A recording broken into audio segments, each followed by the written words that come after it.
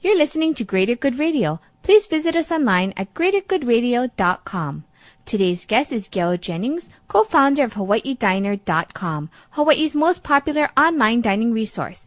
She is also the owner of EverybodyEats.org, which was originally inspired by Greater Good Radio. So, Gail, how long has your company been available online? Well, we'll talk about HawaiiDiner.com, and it debuted in June of 2004. So I guess we're looking at just over 18 months now. Okay. And how has the growth been online, being that it's available to local residents as well as even tourists who plan to come here? Yes, and we have a very sophisticated tracking system where we can see where people are coming from, what they're looking at, what they're searching for. And we actually tailor the website based upon some of the feedback we get, plus what we see people searching for and what they're looking for. And the stats, I took a look at them this morning because I knew I was coming in, and the majority of our visitors today, up until a couple of hours ago, were coming out of Hawaii and the mainland, but also we had 53 visitors from Japan, and we had visitors from Chile and Vietnam and Bahrain. So it's amazing how you can really reach out to the world. But like I said, the website is really focused to the local market. But it's an exciting thing to actually see how it's spread and how it's growing. And when we started out, of course, how do you get people to come to your website? And people always ask that. And I would tell them one of the most important things is to be linked to other websites and to also how you build your website on the back end, how the search engines respond to it. You can actually control a lot of that if you have a good programmer. And we were fortunate to meet someone who was very good, and he gave us some good advice on that. And so Eric built the site to respond to those search engines. So when someone searches for, Chinese food in Hawaii, and that sort of thing. Let me see, what else can I tell you about this? How many people are coming to your site? A lot. But to be more specific, we get thousands of unique visitors every single day, which if you extrapolate that over a year, that is definitely more than 1 million visitors each year. And the average visitor stays anywhere from 5 to 10 minutes. And that's another thing. Get people to your website. How do you keep them there? Well, you keep them there by having great content.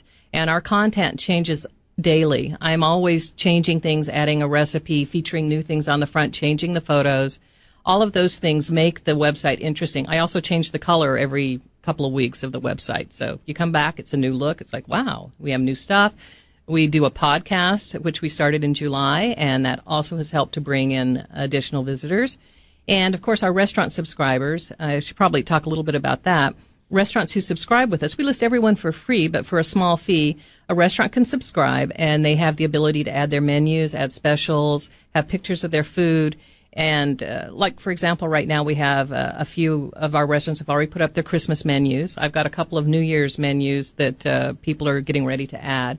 So you can go and find all kinds of cool things. And, for example, go there today. Shokudo has a coupon for if you take the coupon in, your entire party can get 50% off a domestic beer or a free soft drink. And she added it herself. So, unique visitors. Can you explain to our audience what's the difference between a unique visitor and another visitor?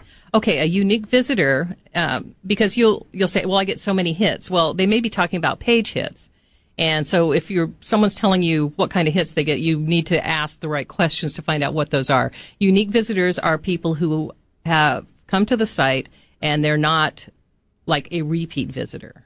And they come that day and they're marked down as a visitor. I could tell you, we get 100,000 hits every day, but that wouldn't be a true statement because that would be how many pages were looked at that day, not how many individual pairs of eyes actually looked at your site. Right. That's a good distinction because if it's the same person coming back 20 times in a day, that shouldn't necessarily count for 20 visitors. Correct.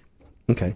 And then the other question that I had was for the podcast. How have you seen that grow your business? And maybe you could explain a little bit about what a podcast actually is for those who don't necessarily know. Oh, boy, there's a tough question. And the way I describe it is it's very layman because I'm not a particularly technical person. The way I like to describe it is like a radio show or a broadcast that you can listen to on your computer, or you can download it into your MP3 player, an iPod, for example, and you can take it with you. Just the other day, I downloaded one of my favorite local podcasts, and I plugged it into my iPod, and when I'm on the road, I'm listening to it. That's Greater Good Radio, right? Yes, absolutely. Well, actually, yeah, no, it was. There was one particular interview I wanted to hear that I hadn't heard, so I listened to that one. Good answer, Gail. Thank you.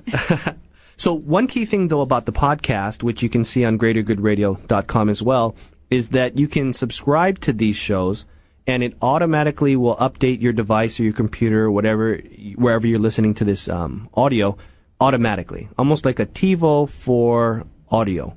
Exactly. It's very simple.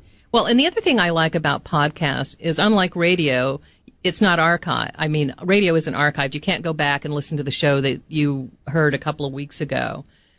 But with a podcast, it's always up there as long as you keep the archives. And we do. And I know you guys do as well. And so it was, the interview I actually downloaded and listened to was one you did a couple of months ago. So how are you finding archives in popularity as opposed to your new shows? Are you finding a lot of people are downloading the archives as well? Yes. Yes. As awareness of the podcast has grown, I've seen people who go back and they will download the old ones to listen to. I call them old. They're just a few months, but they still have great content, good interviews, and people like to listen to it. Thanks for tuning in. Stay tuned for more on Greater Good Radio.